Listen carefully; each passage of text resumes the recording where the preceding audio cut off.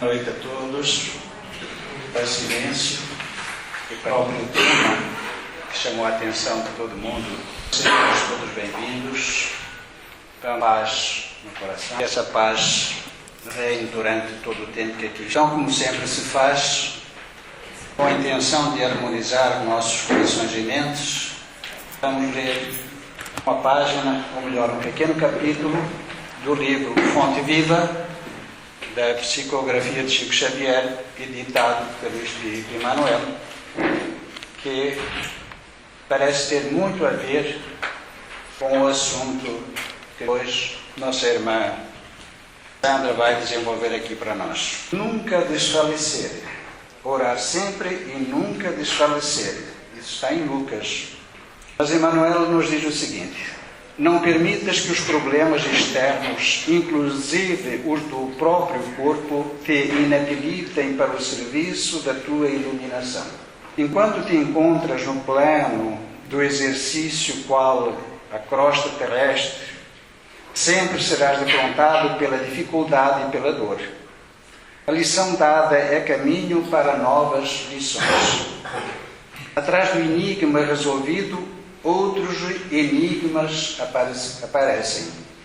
Outra não pode ser a função da escola, senão ensinar, exercitar e aperfeiçoar. Enche, pois, de calma e bom ânimo em todas as situações. Foste colocado entre obstáculos mil da natureza estranha, para que, vencendo inibições fora de ti, aprendas a superar as tuas limitações. Enquanto a comunidade terrestre não se adaptar à nova luz, respirarás cercado de lágrimas inquietantes, de gestos impensados e de sentimentos. Dispõe-te a desculpar e auxiliar sempre, a fim de que não percas a gloriosa oportunidade de crescimento espiritual. Lembra-te de todas as aflições que rodearam o espírito cristão no mundo, desde a vinda do Senhor, onde está o sinédrio que condenou o amigo celeste à morte.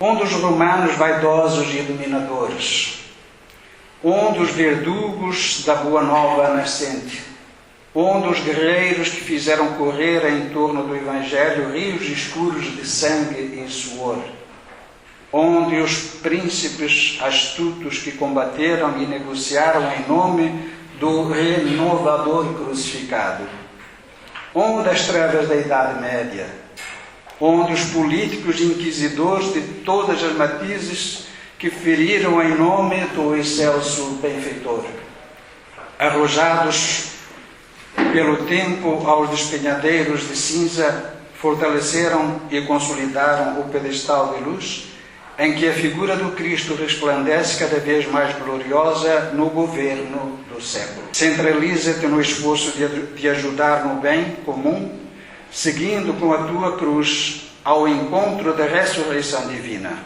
Surpresas constrangedoras da marcha, recorda que antes de tudo importa orar sempre, trabalhando, servindo, aprendendo, amando e nunca desfalecer.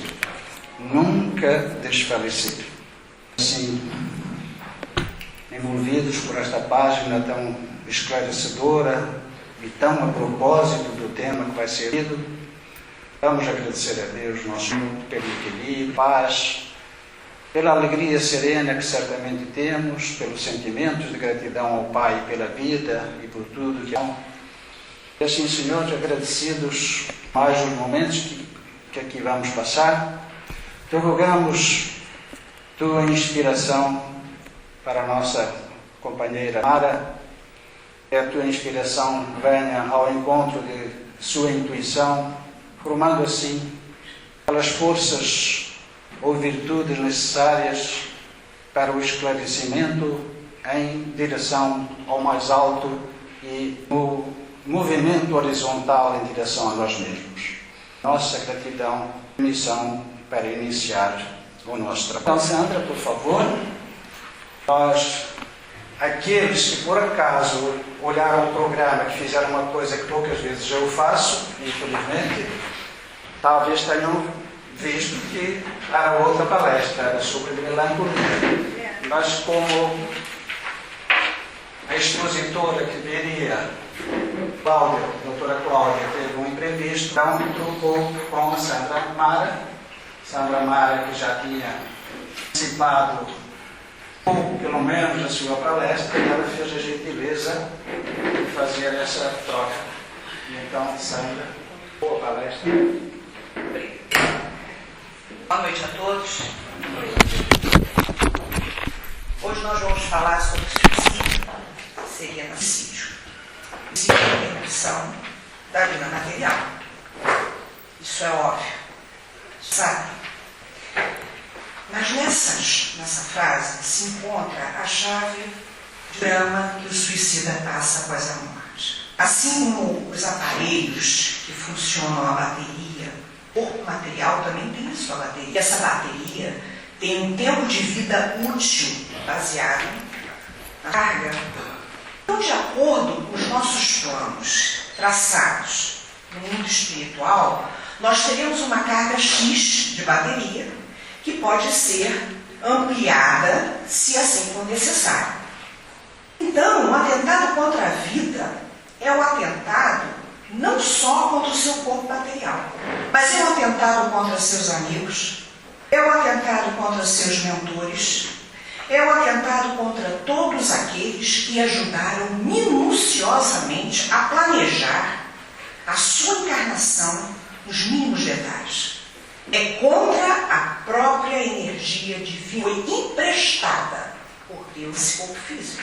Então equivale dizer, vamos fazer uma comparação, que os Estados Unidos gastaram bilhões para mandar um homem ao espaço. Quando ele estivesse lá, ele resolvesse voltar porque ficou com medo, porque sentiu saudade de casa, porque ficou angustiado.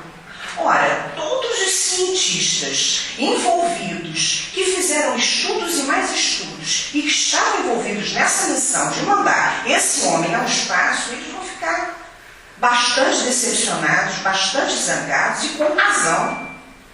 Quando ele se candidatou para a missão, ele se ofereceu para a missão, quando ele foi escolhido para a missão, ele estava assumindo todos os riscos, com todos os ônus e com todos os bônus que são decorrentes de um empreendimento dessa natureza, desse porte. Mais ou menos assim no plano espiritual. Embora os diversos sistemas religiosos possam se apresentar com profundas abordagens a respeito do tema suicídio, todos são absolutamente unânimes na condenação ao suicídio. E eles todos são baseados exatamente na mesma premissa. Qual é? A vida material é concessão de Deus a quem cabe unicamente determinar o tempo de sua duração. Então, o suicídio é um tema tão importante que Kardec, Livro dos Espíritos, ele dedicou 15 perguntas a esse tema. Então, a partir daí, a gente tem uma nova visão do suicídio. A gente tem uma nova visão de suas consequências. A gente tem uma nova visão da situação do suicida no mundo espiritual. E até então, o que nós tínhamos? Nós tínhamos como suicida um ser irrecuperável. Era assim que ele era visto. Como a gente pode dizer, era um ser condenado à danação eterna, assim que era colocado. Então, se nós já estamos cansados de saber que Deus não pune, que Deus não castiga, que ninguém é condenado eternamente, então esse pensamento é simplesmente inaceitável. Nós não aceitamos mais esse tipo de pensamento, porque nós já temos uma nova visão. Então, no livro Céu e o Inferno, Kardec diz o seguinte: ninguém tem o direito de dispor de sua vida, porque ela lhe foi concedida visando os deveres que teria de cumprir na Terra. Por isso, não deve abreviá-la sob pretexto algum. Visto possuir o livre-arbítrio, ninguém pode impedi-lo de fazê-lo, mas terá obrigatoriamente de sofrer as consequências. Furtar-se a elas é recuar diante da tarefa que se impôs. Todos nós possuímos, como é dito no título, suicídio afronta a lei de conservação. Todos nós possuímos um instinto de conservação, que é ele que nos faz preservar a vida, é ele que nos faz temer a morte, é ele que nos faz suportar as vicissitudes e os problemas que nós temos que enfrentar na vida. Agora, para quê? Com que objetivo? Para que nós sobrevivamos, para que nós possamos suportar as vicissitudes da vida. Então, sendo assim, por que há o suicídio? O suicídio é exatamente uma transgressão da lei divina de conservação. O homem, usando o seu livre-arbítrio, transgride essa lei, sobrepõe-se à sua essência, que é espírito, e destrói seu corpo material, que é efêmero e que temporariamente abriga o espírito. Por que a pessoa busca tão desesperadamente desistir da vida? O que faz a pessoa entrar nesse estado de depressão, de profundo desânimo, de desinteresse, de desesperança pela existência, que não consegue vislumbrar outra saída que não seja a fuga aos compromissos assumidos? Eu estava conversando com o Gilberto lá embaixo, e ele conhecedor de música, principalmente música antiga, ele me disse que existe uma música antiga que foi gravada por Orlando Silva, que diz assim: quero fugir do suplício a que fui condenado. Quero deixar essa vida onde fui derrotado. Esse é o pensamento do suicida. Esses versos retratam exatamente o suicida, o pensamento do suicida. Só que na raiz, no cerne de todos os problemas, está exatamente o quê? Está um total desconhecimento das leis divinas que regem o universo. Está a falta de crença no ser superior. Está a ideia completamente equivocada de que acaba com a morte. Isso torna o ser humano desesperançado, inseguro, angustiado. Assim, quando surge um problema muito difícil, mais grave, que lhe desafia a capacidade de resolução, quando ele se sente pressionado, acuado pelas circunstâncias, e a situação foge do seu controle, ele não tem mais como controlar aquilo, quando ele se sente preterido, quando ele se sente abandonado, ele parte para a solução que parece ser a única possível naquele momento, e que, segundo seu modo de pensar, vai acabar de vez com todo, que é o suicídio. Então, quando uma pessoa se sente nesse limite, quando a pessoa se sente de tal forma angustiada, desesperada, sem esperança, essa parece ser a melhor forma de lidar com uma situação que naquele momento é tão avassaladora, tão dolorosa e traz tanto sofrimento. É como se a pessoa estivesse perdida em um labirinto completamente escuro, como se todos os caminhos que permitem o acesso às portas de saída deixassem de existir. Isso é desesperador. E que mesmo que essa pessoa tentasse percorrer um desses caminhos, isso apenas resultasse em mais um esforço inútil. Por quê? Porque ele não só encontraria todas as portas trancadas, como ele também não teria as chaves que permitiriam e que seriam adequadas, disponíveis para poder abrir essas portas. O suicídio, mal, individual, social, que choca, que traumatiza e que aumenta sobremaneira nas situações de crise. Nós paramos para pensar e consideramos que a crise